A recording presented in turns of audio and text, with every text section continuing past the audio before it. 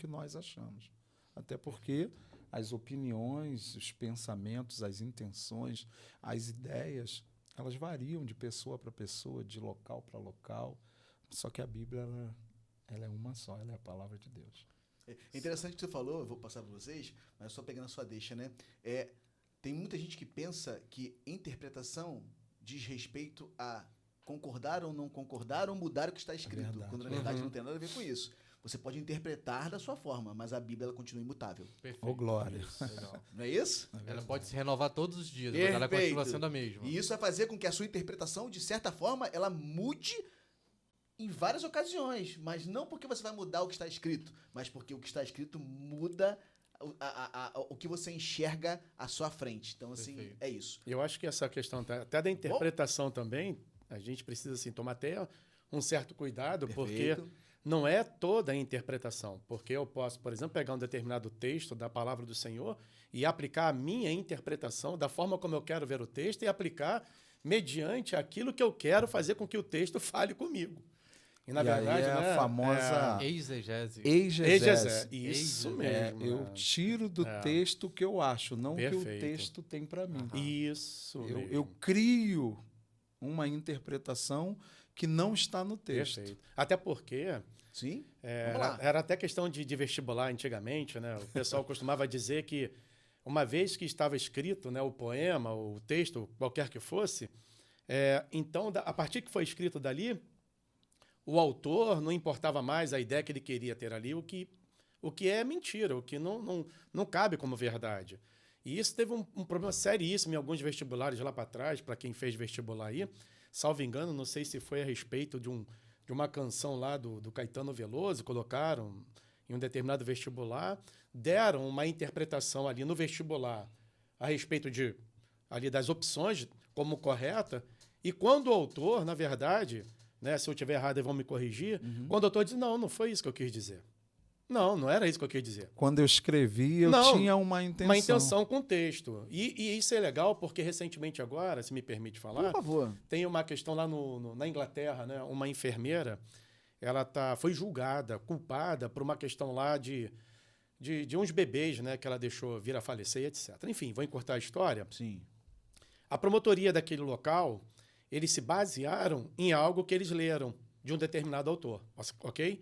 Fizeram uma interpretação, só que o autor estava vivo. O autor, sabendo do caso, falou, opa, peraí, não foi isso que eu quis dizer, não. E agora vão rever o caso dela. Então, onde eu quero chegar?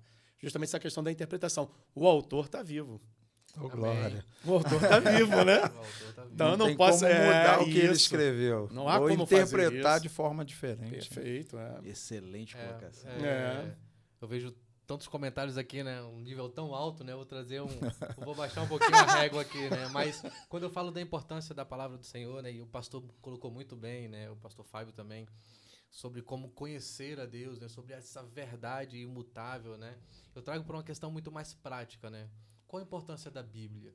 E aí eu tenho o Senhor como o criador da minha vida. Ele é o meu criador, ele é o nosso criador, ele criou todas as coisas. Então eu entendo que muitas vezes nós não vivemos o que nós poderíamos viver porque nós não lemos o manual de instruções, ou porque nós não observamos o que o criador, o que o autor, o que o construtor, se puder falar assim, tinha por objetivos, seja com a nossa vida, seja com a nossa vida, seja com conhecer ao Senhor e glorificar o nome do Senhor com as nossas vidas, mas quando nós não conhecemos o caminho que nós devemos andar, eu estava ministrando sobre isso um tempo atrás na igreja, nós terminamos andando por caminhos que não deveríamos andar. E quando nós estudamos a palavra e conhecemos a palavra, nós desfrutamos de tudo aquilo que o Senhor tem para as nossas vidas. Verdade. Então, se você quer desfrutar de grandes coisas na tua vida no Senhor, busque na palavra, estude a palavra, porque o Senhor tem o melhor caminho para a nossa vida. Amém. Então, essa é a importância da palavra para mim, porque ela nos mostra o caminho, ela mostra aquilo que tem de melhor para a gente. E quando eu entendo isso, eu quero viver os melhores dias nessa terra. E só no Senhor nós podemos viver esses melhores dias. A Bíblia é um livro ímpar, né?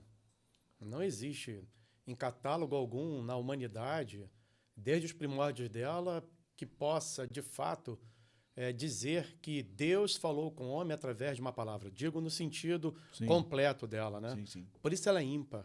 O pastor bem falou, a Bíblia é é a palavra de Deus.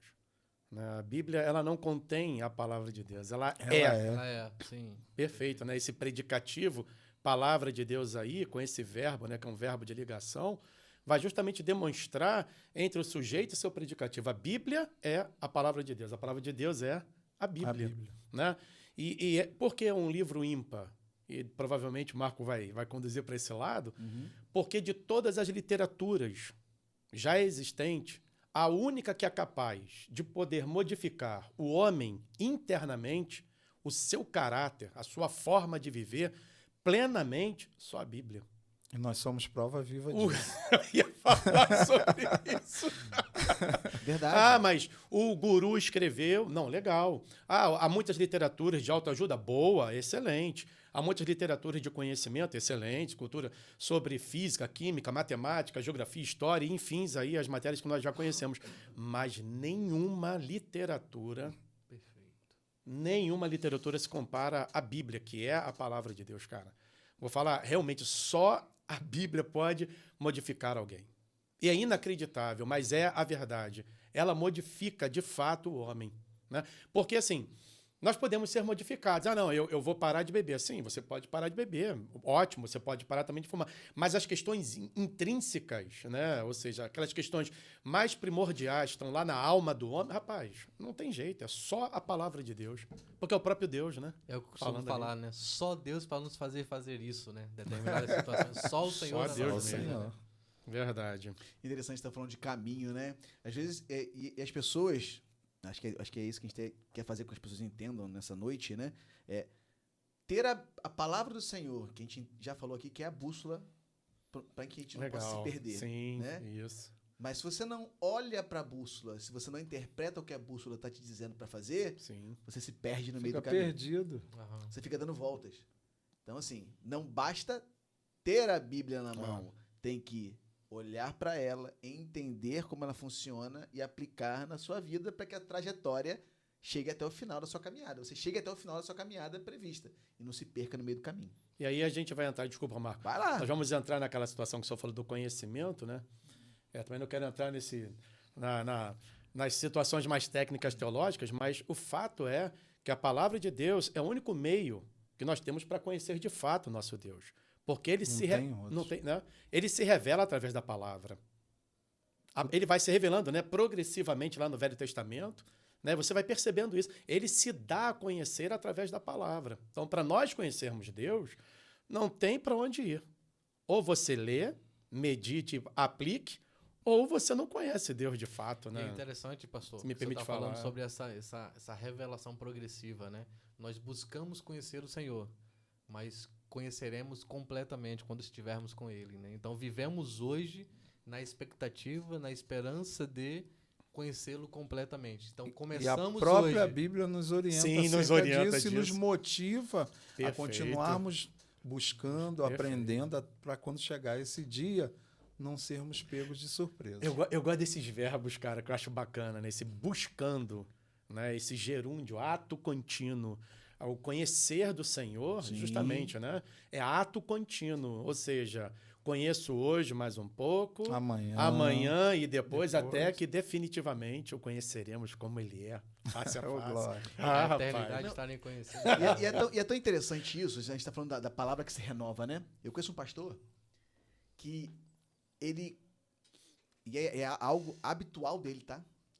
Ele consegue trazer em cultos diferentes, por exemplo, ele traz no A domingo mesma palavra. a mesma palavra. E ele medita naquela palavra. Rapaz. E a palavra fala poderosamente Sim. no seu coração. E aí chega no próximo domingo e ele traz a mesma palavra. Como assim? É porque a gente também está muito acostumado de ter que trazer uma palavra, né, diferente, né, em todas as Sim. ocasiões. Você chega lá, agora eu vou falar sobre o livro de João. Daqui a pouco você vai lá, pega um texto, aí você vai, não, agora eu vou falar sobre... Esse você vai. Né? Não estou dizendo que está certo ou errado, mas, queridos, não é isso. Sim. Mas eu só coloquei essa